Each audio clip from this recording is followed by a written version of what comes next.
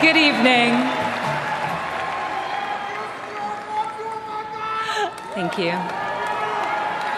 1 year ago, I introduced my father when he declared his candidacy. In his own way and through his own sheer force of will, he sacrificed greatly to enter the political arena as an outsider, and he prevailed against a field of 16 very talented competitors. For more than a year, Donald Trump has been the people's champion, and tonight, he is the people's nominee.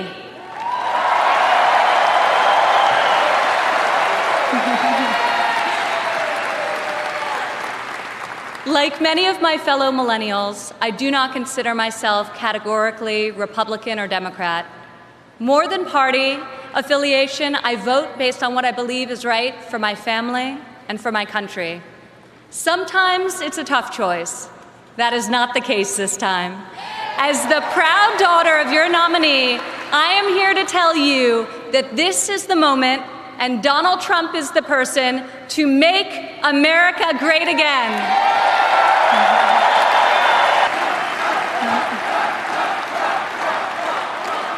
Real change, the kind we have not seen in decades, is only going to come from outside the system, and it's only going to come from a man who has spent his entire life doing what others said could not be done.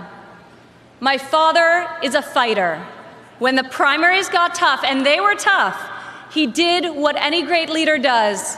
He dug deeper, worked harder, got better, and became stronger. I have seen him fight for his family. I have seen him fight for his employees. I have seen him fight for his company. And now I am seeing him fight for our country.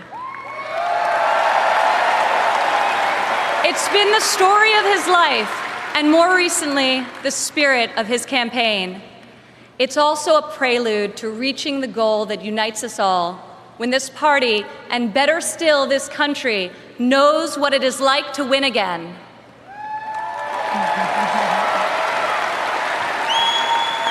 If it's possible to be famous and yet not really well known, that describes the father who raised me. In the same office in Trump Tower, where we now work together, I remember playing on the floor by my father's desk, constructing miniature buildings with Legos and erector sets, while he did the same with concrete, steel, and glass. My father taught my siblings and me the importance of positive values and a strong ethical compass.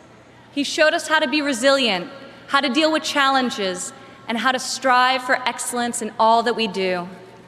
He taught us that there is nothing we cannot accomplish if we marry vision and passion with an enduring work ethic.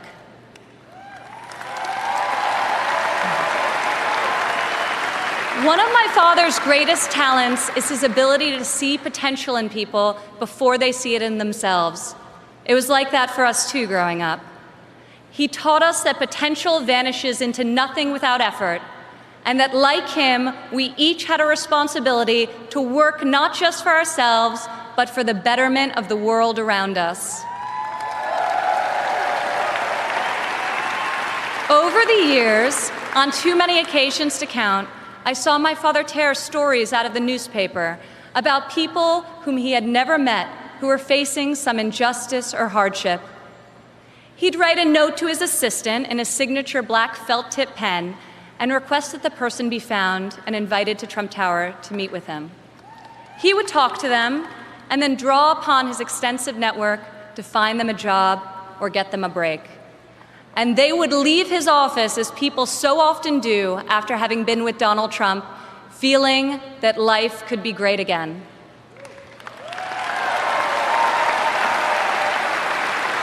Throughout my entire life, I have witnessed his empathy and generosity towards others, especially those who are suffering. It is just his way of being in your corner when you're down. My father not only has the strength and ability necessary to be our next president, but also the kindness and compassion that will enable him to be the leader that this country needs.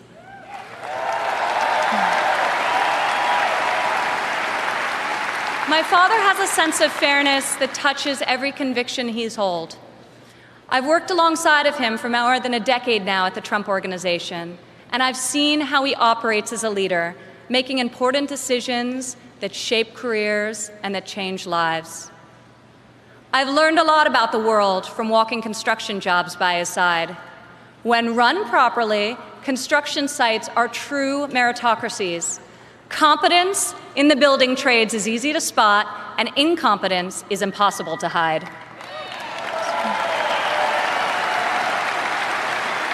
These sites are also incredible melting pots, gathering people from all walks of life and uniting them to work towards a single mission. There have always been men of all background and ethnicities on my father's job sites, and long before it was commonplace, you also saw women. My father values talent.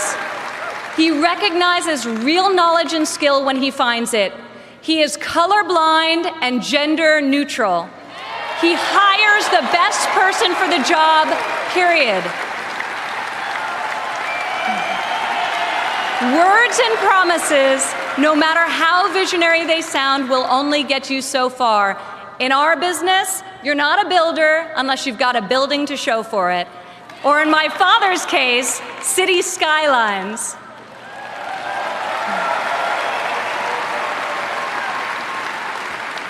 Most people strive their entire lives to achieve great success in a single industry. My father has succeeded in many, on the highest level and on a global scale.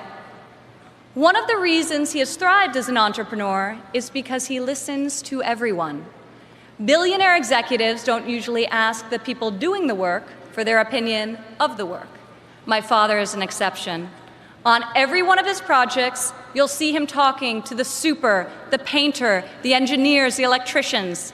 He'll ask them for their feedback, if they think something should be done differently or could be done better.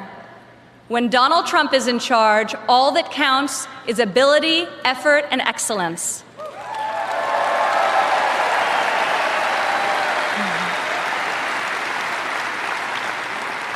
This has long been the philosophy at the Trump Organization.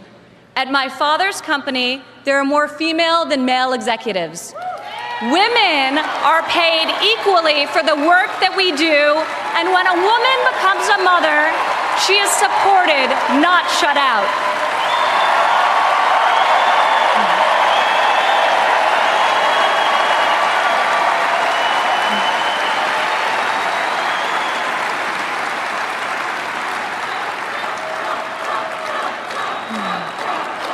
Women represent 46% of the total U.S. labor force, and 40% of American households have female primary breadwinners.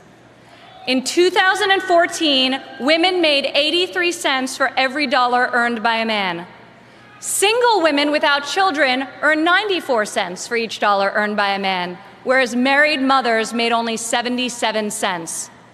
As researchers have noted, gender is no longer the factor creating the greatest wage discrepancy in this country. Motherhood is. As president, my father will change the labor laws that were put in place at a time when women were not a significant portion of the workforce. And he will focus on making quality childcare affordable and accessible for all.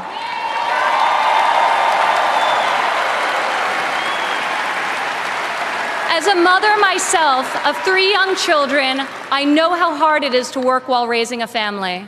And I also know that I'm far more fortunate than most. American families need relief. Policies that allow women with children to thrive should not be novelties, they should be the norm.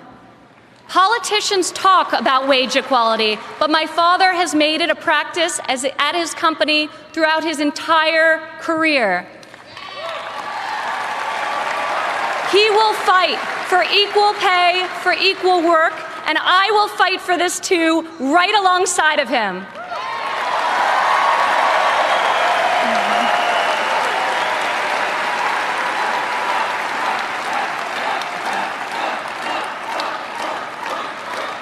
Americans today need an economy that permits people to rise again. A Trump presidency will turn the economy around and restore the great American tradition of giving each new generation hope for brighter opportunities than those of the generation that came before. In Donald Trump, you have a candidate who knows the difference between wanting something done and making it happen. When my father says that he will build a tower, keep an eye on the skyline. Floor by floor, a soaring structure will appear, usually record-setting in its height and iconic in its design. Real people are hired to do real work. Vision becomes reality. When my father says that he will make America great again, he will deliver. We have a chance this year to reclaim our heritage as a country that dreams big and makes the impossible happen. Fortunately, Donald Trump is incapable of thinking small. When I was a child, my father always told me, Ivanka, if you're going to be thinking anyway, you might as well think big. As president, my father will take on the bold and worthy fights. He will be unafraid to set lofty goals, and he will be relentless in his determination to achieve them. To people all over America, I say, when you have my father in your corner, you will never again have to worry about being let down. He will fight for you all the time, all the way, every time.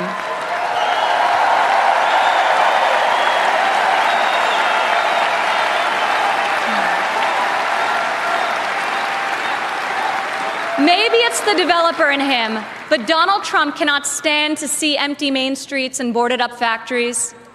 He can't bear the injustice of college graduates who are crippled by student debt and mothers who can't afford the cost of the childcare required to return to work to better the lives of their families.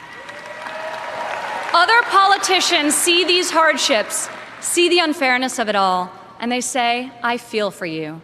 Only my father will say, I'll fight for you.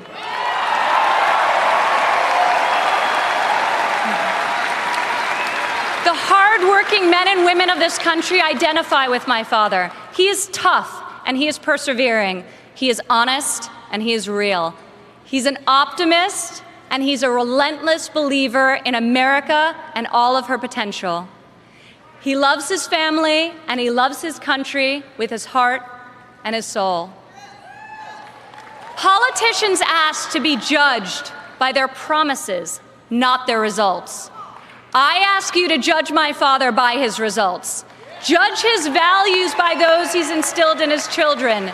Judge his competency by the towers he's built, the companies he's founded, and the tens of thousands of jobs he's created. He is the single most qualified person to serve as chief executive of an $18 trillion economy. My father will call upon the best and brightest people from all spheres of industry and both sides of the aisle, a new set of thinkers to face our country's existing and future problems with fresh perspective and brave new solutions. Come January 17, all things will be possible again. We can hope and dream and think big again. No one has more faith in the American people than my father. He will be your greatest, your truest, and your most loyal champion.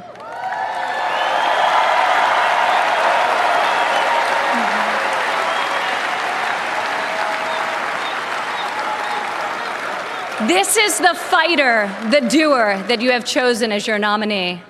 In ways no one expected, this moment in the life of our country has defined a mission and given it to an extraordinary man. He is ready to see it all the way through, to speak to every man and every woman of every background in every part of this great country, to earn your trust and to earn your vote. He earned that and much more from me a long time ago. I have loved and respected him my entire life, and I could not be more proud tonight to present to you and to all of America my father and our next president, Donald J.